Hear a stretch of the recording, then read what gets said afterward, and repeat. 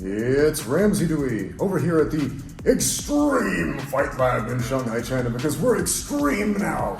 And this is the next exciting edition of all the triangle shows.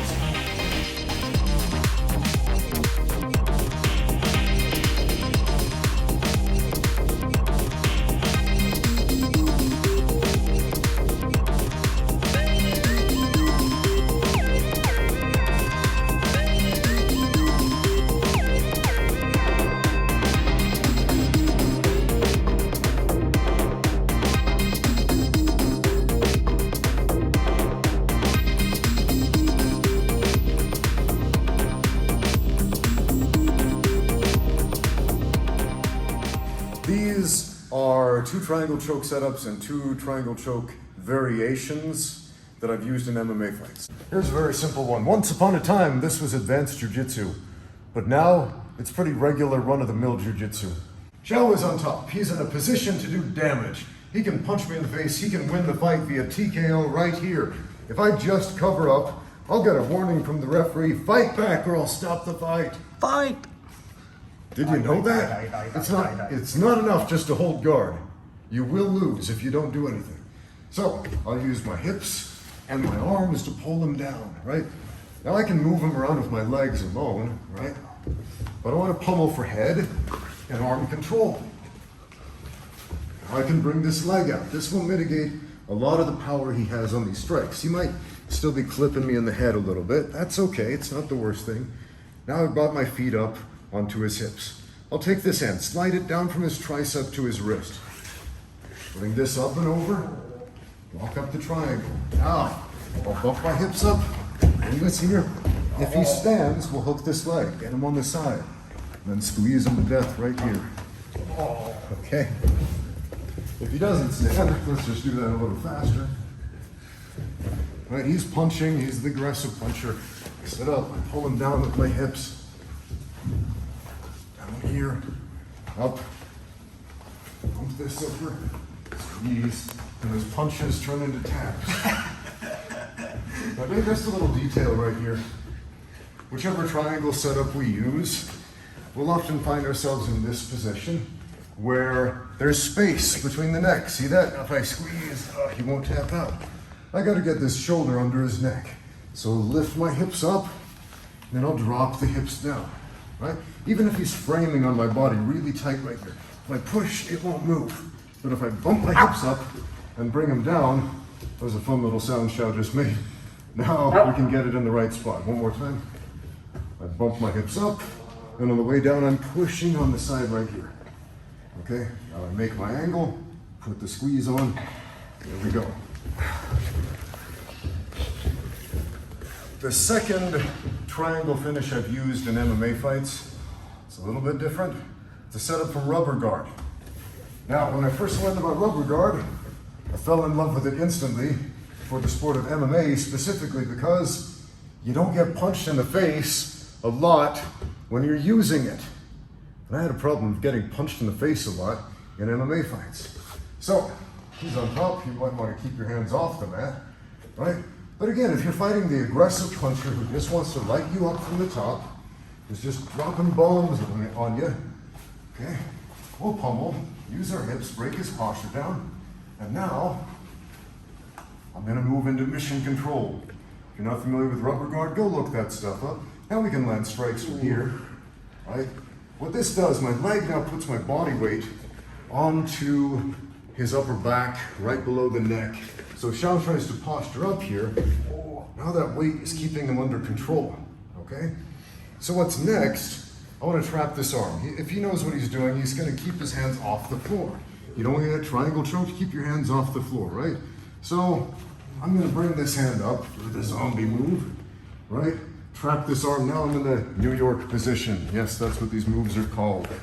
Now, if you're fighting an aggressive puncher who doesn't know much about jiu-jitsu, he's going to take that arm that seems like it's free, his left arm, and start pounding me in the face with it. No, I can't. Well, he'll try. Try it.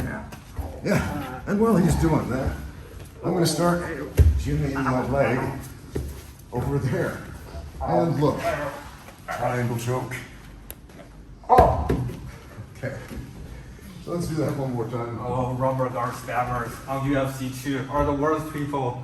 Oh, really? I haven't played that. You can do rubber guard Yeah. in a UFC video game? Yeah. Oh, interesting.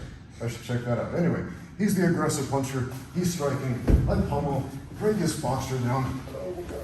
Mission control. Don't need a zombie because his arm's already trapped there. Right. He's trying to punch me, so I'll use my elbow and my knee to clear that shoulder.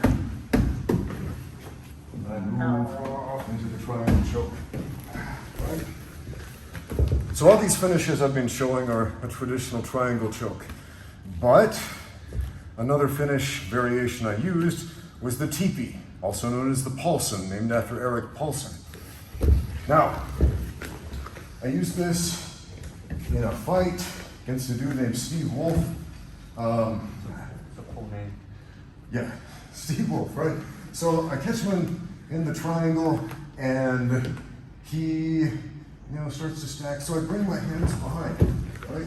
And I do this. Except he didn't tap. Dude didn't tap. He kept fighting until he blacked out, to his credit. And it was such a rare submission at that time. Like, I've seen a few other fighters use it. Like, I think my friend Daniel Grass used it at some point. A dude named Dave Allred used it. Obviously, Eric Paulson used it because they named it after him. But about 10 years later, there was a dude from Australia who pulled this move off, and people started saying, it's the first TP submission in MMA history. Except, no, I did the move 10 years earlier. I knew other guys who'd done it before that. There's nothing new under the sun. I mean, it's fun when you do a rare submission, but nobody invented this stuff, man. Anyway, let's do that TP again. So the specific movement I used, I broke him down, worked the rubber guard, right? I did that same, wedge the arm up with the elbow, switch over here, right? Now, you can use a gable grip, you can use an S grip, and if you're wearing the MMA gloves like I am, the S grip works with every single style of glove. With a gable grip, it might be hard to grab, especially if you got the thicker ones like this, but the S grip will never fail you. And then we squeeze, right? So this is more than just blood restriction. We are literally crushing his upper body. So I'm squeezing with my arms and my legs together. It's a goofy looking submission, very goofy. I remember the commentators had never seen this before, and they were saying, look, Ramsey's doing some crazy scissorooski with his legs. That's not gonna work, he's gonna burn his legs out. Oh, what happened? The other guy's out. Huh, well, we've never seen that before. They caught him. Yeah, all this stuff was spelled out in explicit detail in Eddie Bravo's Mastering the Rubber Guard book years previously. It works. It absolutely works. So let's recap one more time. The two setups and the two finishes. Our first setup, break him down, right? Move into a spider guard, head and arm control. Move this hand down, control the wrist, over the shoulder, and finish with a conventional triangle choke, right? The second, let's use the rubber guard, right? So we've got the heel on the hip, mission control. You can give him a few love taps if you want to, right? I'm gonna push with my elbow, get that knee in between, rotate until we're up here, and we can finish a triangle or the TP right there. So, give those a try, and stay tuned for the next episode of all the triangle chokes, because there are a lot of them. Thank you for watching. Now get out there and train. Hey, do you like the fight shorts I wore in this video? Well, you might not have noticed them because they are camouflaged after all. But did you know you can get your own at xmartial.com? They've been sponsoring this channel for a while, and did you know they make all kinds of training equipment that isn't camouflage, that's totally visible to the human eye, and it's amazing, including but not limited to this Japanese rat monster rash guard. Get your own at xmartial.com, and don't forget to use my code RAMSEY10 for 10% off all your purchases. It helps out this channel a lot. Thanks so much, and once again, thank you for watching. Now get out there and train.